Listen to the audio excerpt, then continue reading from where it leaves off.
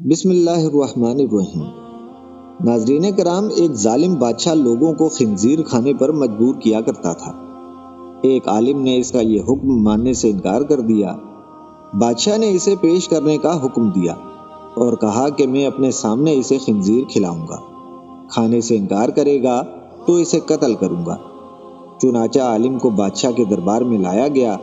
دروازے پر موجود ایک عہدیدار نے عالم کے کان میں کہا کہ آپ کے آگے جو گوشت رکھا جائے گا وہ بکری کا ہوگا، لہٰذا جب بادشاہ آپ کو خنزیر کھانے کا حکم دے تو آپ بے فکر ہو کر کھا لینا۔ میں نے خفیہ طور پر سب انتظام کر لیا ہے۔ دیکھنے والے خیال کریں گے کہ آپ خنزیر کھا رہے ہیں، لیکن ہوگا وہ بکری کا گوشت۔ اس طرح آپ کی جان بچ جائے گی۔ بادشاہ نے اس دن اور بھی بے شمار لوگوں کو دعوت دی تھی۔ دراصل وہ ان سب پر واضح کرنا چاہتا تھا کہ دیکھو آج میں نے اس عالم کو خنزیر کھلا دیا۔ سب لوگوں کے ساتھ اس عالم کے سامنے بھی گوشت رکھا گیا۔ سب لوگ عالم کی طرف دیکھنے لگے اور آپس میں کہنے لگے کہ اگر عالم صاحب نے کھا لیا تو ہم بھی کھا لیں گے، ورنہ ہم بھی نہیں کھائیں گے۔ عالم کے سامنے اس عہدیدار کی خفیہ ہدایت کے مطابق بکری کا گوشت رکھا جا چکا تھا اور یہ بات عالم کو معلوم تھی۔ اس کے باوجود عالم نے گوشت کی طرف ہاتھ نہیں بڑھایا اور بولے میں یہ گوشت نہیں کھاؤں گا۔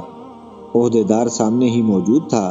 اس نے اشارہ کیا کہ گوشت کھا لیں، آپ کی جان بچ جائے گی، یہ بکری کا ہے، خنزیر کا نہیں۔ اس اشارے کے باوجود وہ ٹس سے مس نہ ہوئے۔ ان کے انکار پر بادشاہ نے اسی عہدیدار کو حکم دیا کہ اسے باہر لے جا کر قتل کر دیا جائے۔ عہدیدار عالم کو لے کر باہر آیا اور حیرت زدہ انداز میں بولا میں نے آپ کو بتا دیا تھا، دربار میں بھی آپ کو اشاروں میں کہتا رہا کہ آپ اس گوشت کو کھا لیں، یہ خنزیر کا نہیں ہے، لیکن افسوس آپ نے میری بات پر اعتبار نہ کیا۔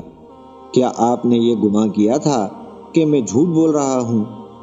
عالم نے اس کی بات کے جواب میں کہا ایسی بات نہیں، میں جانتا تھا میرے سامنے جو گوشت تھا وہ بکری کا تھا، لیکن دربار میں جتنے لوگ بھی موجود تھے انہیں تو یہی معلوم تھا نا کہ وہ گوشت خنزیر کا ہے، اور جب میں وہ گوشت کھاتا تو سب یہی خیال کرتے کہ میں نے موت کے ڈر سے خنزیر کا گوشت کھانا قبول کر لیا ہے، اور سب لوگ میری پیروی کرتے اور خنزیر کا گوشت کھانے لگتے۔ عہدیدار دنگ رہ گیا۔ گویا اس عالم نے اپنا قتل تو گوارا کر لیا تھا، لیکن دوسروں کا وبال اپنے سر لینا منظور نہ کیا۔ ناظرین کرام، ایک وقت تھا کہ اس طرح کے عالم ہوا کرتے تھے، اور آج مسلمانوں کی پستی کی سب سے بڑی وجہ مفاد پرست، سیاسی اور جعلی عالم ہیں۔ اللہ پاک ہم سب کو دین اسلام کی صحیح سمجھ بوجھ عطا فرمائے، آمین۔